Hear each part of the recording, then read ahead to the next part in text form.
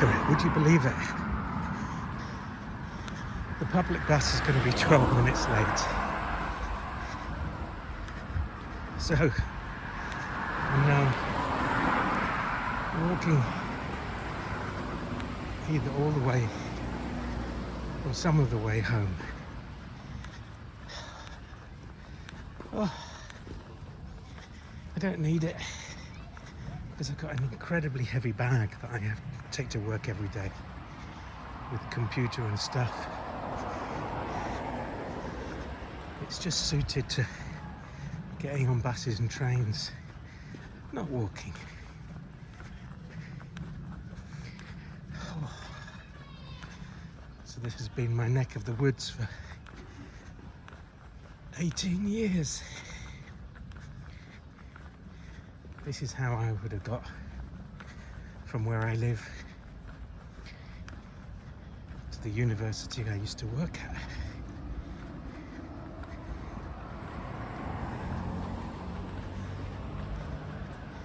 These days I don't actually come on this street much. It's only on occasions like this.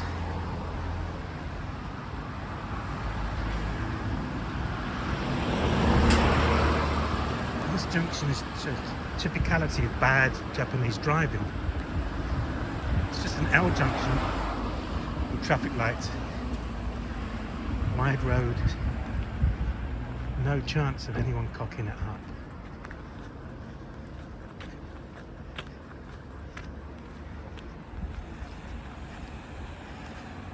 But they do a lot. Cars will just do a U-turn. Cars will ignore the traffic lights. And about once a week, there's a big crash here. Sometimes deaths for no reason. It's simply because Japanese drivers, like Japanese people in general, have got no spatial awareness. Once they're in their car, they're totally unaware of anyone or anything or any other car. They're blind to them. So they make ridiculous driving decisions based on that total cut-off from reality. It's not what Japanese are famous for, but it's how they are. In many ways, they're thick as shit.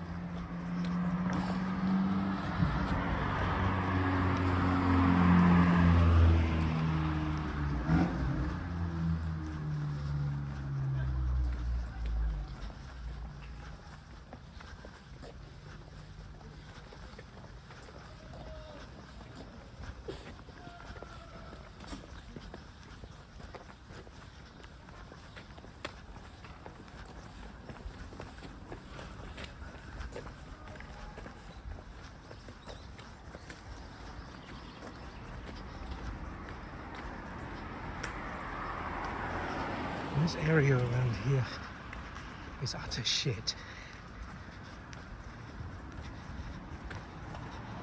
I actually much prefer the housing complex that I live on compared to this. This is grotesque. Just lots of ugly, shittily built houses that don't match each other.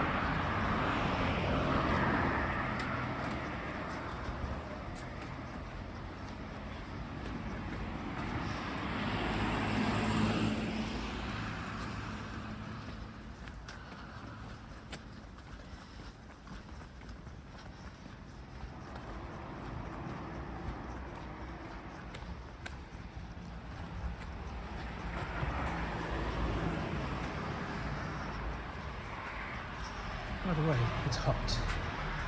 It's 30 degrees. Lovely.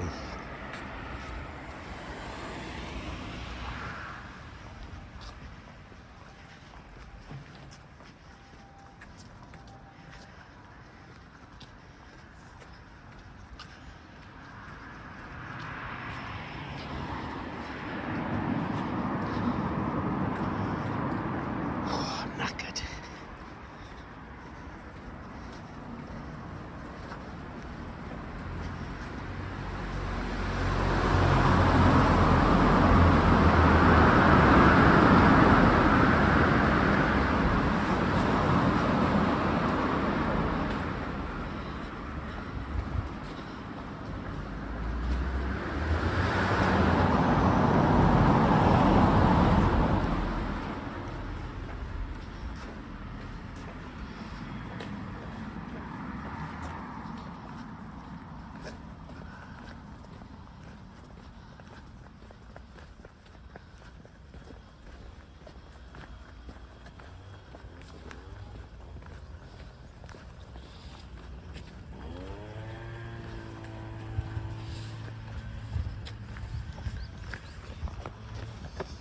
So around here is the outer edge of the huge area of my housing complex.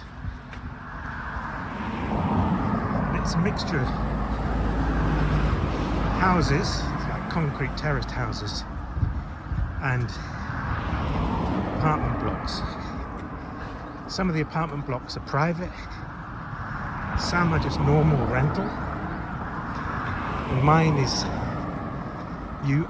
Urban Renaissance, which used to be a government organisation. Now it's private. But the good thing is they can't reject anyone. Usually foreigners get rejected when they try to rent somewhere. But Urban Renaissance, it's kind of written in their code that they can't reject you unless you don't meet some requirements for having an income or having savings.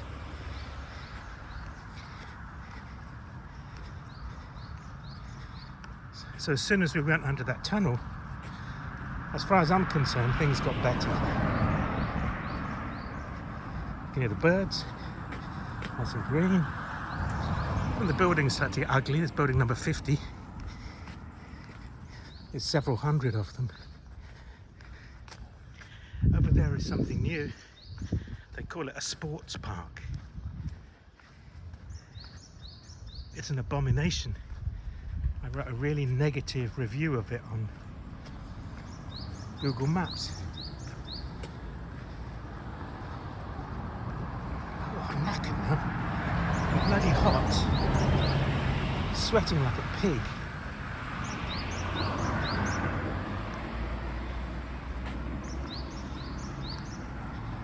Alright, now we're turning left into the belly of where I live.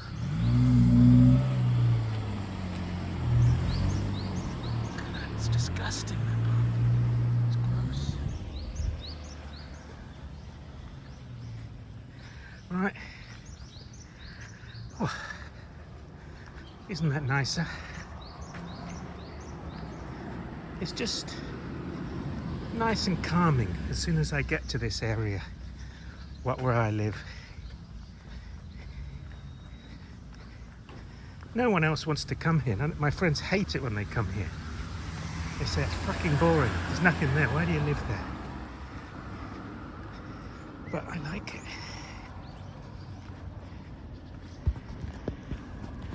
And in there, well, you can't see it, but there's a lake, a small lake, a pond.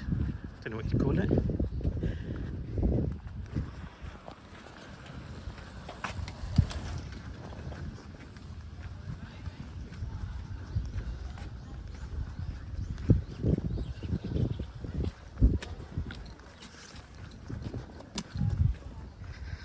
Over there, some amazingly ugly Urban Renaissance buildings. Seriously ugly. Worse than Russia.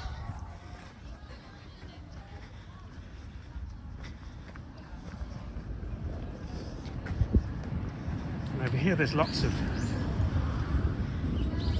little concrete terraced houses like this. And they come up for sale. Price twice the price of that apartment I sent you the link to last week. They're tiny. And even though you buy it,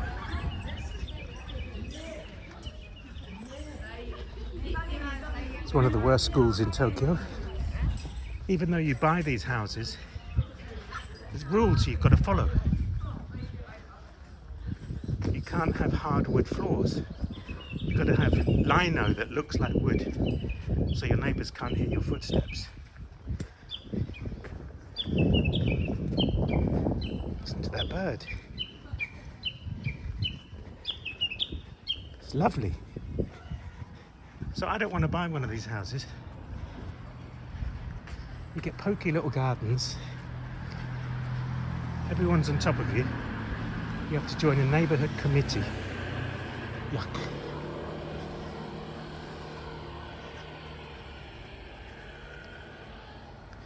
There's building 92. I don't know how many buildings there are. 150 maybe? Who knows?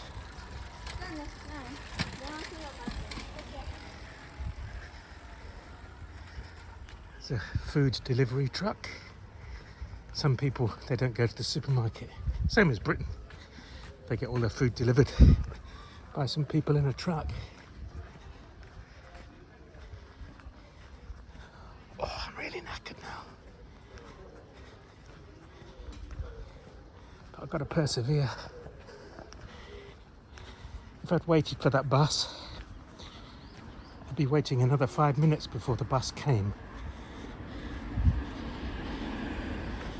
So I did this ridiculous hot walk instead.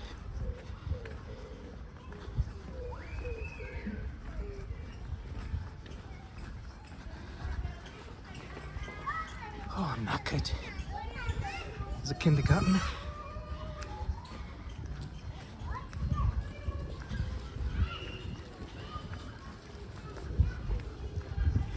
Oh, it's hot. I should have put a hat on. Why? I've got a hat in my bag, but I didn't put it on. Oh, fucking hell. Kineda. So now we're getting close to what I showed you. One of the last videos I sent. Pardon me. Because over there on the left is the little bus station where the yellow bus comes. There's no yellow bus now.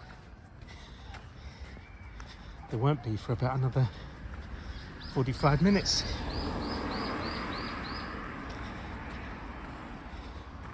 So now I'm near home. It's that park that has the turtles in the pond that bite people's fingers. Oh, I can taste that gin and tonic. Now we can look down into the park. It actually looks better from a distance than it is inside. There's not much down there. There's not a lot of nature really, not a lot of animals. And the pond is actually starved of oxygen. It's got problems.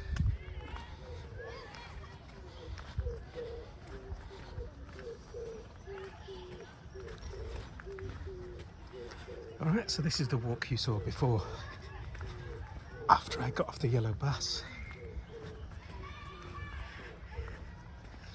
It's nice now. In recent years, I guess it started during COVID, I can't remember, but they're not quite as crazy about cutting back all this greenery. So it just goes wild, which is lovely because walking along a pavement and all this kind of semi-jungle is encroaching. It's nice. And this kind of organized thing here with the bushes that used to be manicured like a topiary, but they let it go to pot a little bit more, which again is nice. It's very pleasant.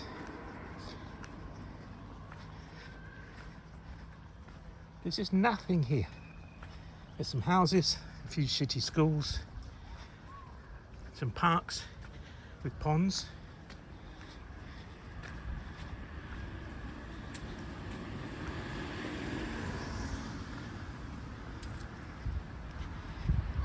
Getting near to home now.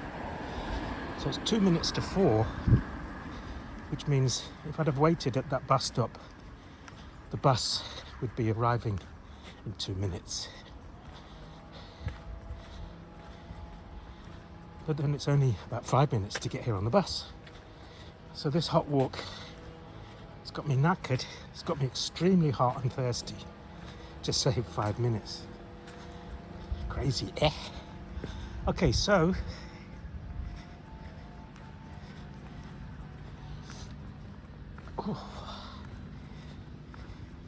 here's the scoop.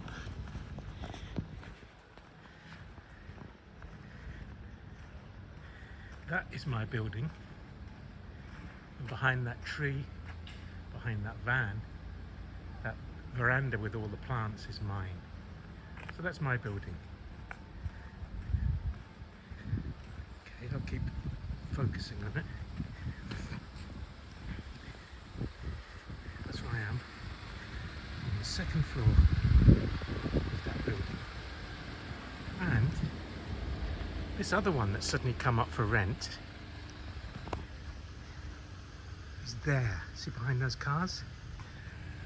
So like that, you can come down the stairs, across the road, and it's here. And it's actually smaller than mine. And it's this ground floor one. And you can see it's got side windows. See those windows? So mine doesn't have windows on the side. I'm just going to do a quick scope.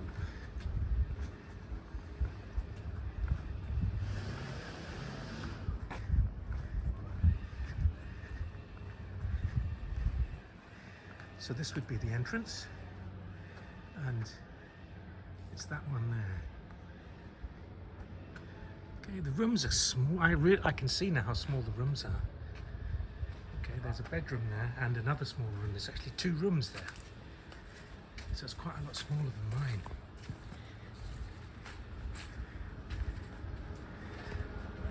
All this junk here. And that's the kitchen in there. This is the kind of lounge, this window. What makes it different is it's really hard to see, but there's a garden. It's covered in waterproof stuff. There's a balcony as well.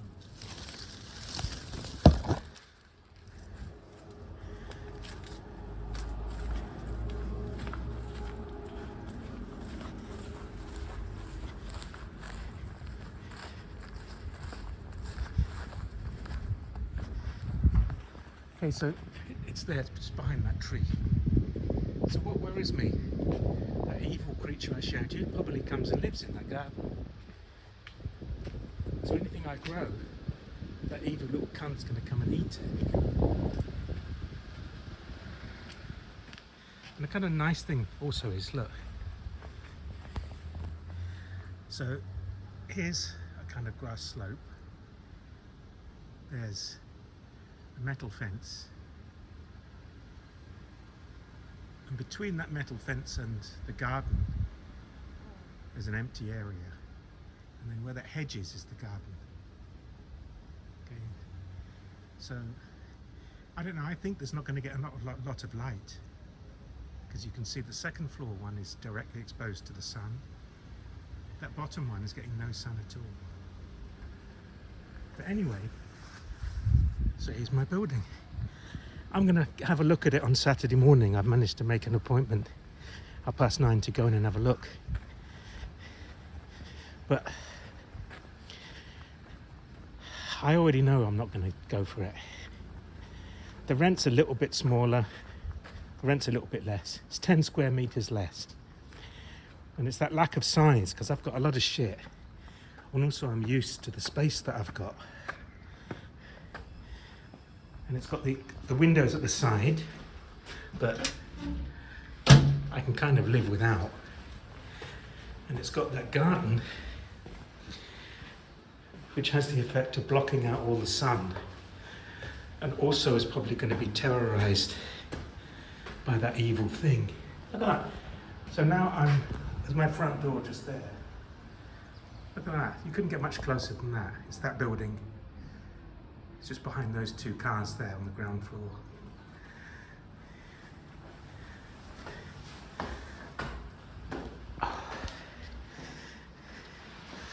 Alright. Got my bag down, get my key.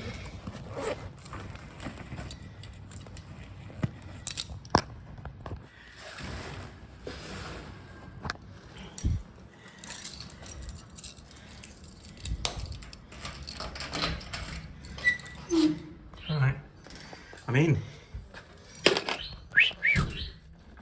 See, I've got loads of shit. And I know at some point I've got to narrow it all down. Well, I've got rooms full of it. Look at this stuff. But the thing is, if I went for that place, I'd have to get it in a month. And it's just too quick because I'm working. It's the busiest month. And it's just not going to happen. I know it. If it was a different time of the year that I'd seen it, it may have happened. But look at this, I've got my lovely kitchen with all this stuff here. There's no way that I can, you know, get in there in a month. It's just not going to happen. Here's the fella, look at that. So this is all camera stuff here in dry boxes and little machines that keep it away from humidity. Look at him with his feathers. He's got his luxury. Got me greenery. So I think, even though I'm on a veranda, but I've got second floor, and I think this is getting a lot more sun than that ground floor would behind the garden. I really do. I really think so. Look at that, isn't that lovely? And the other one would have a window here. But I don't know, do I really want a window there? And also, in the kitchen, you'd have to sacrifice a smaller kitchen and there'd be a window there. But do I want a window there with people looking at me? I don't know. I don't think I would. Oh, look at that, a flying bird. All right, I've got to sign off because little Sawley boy wants to come and say hello.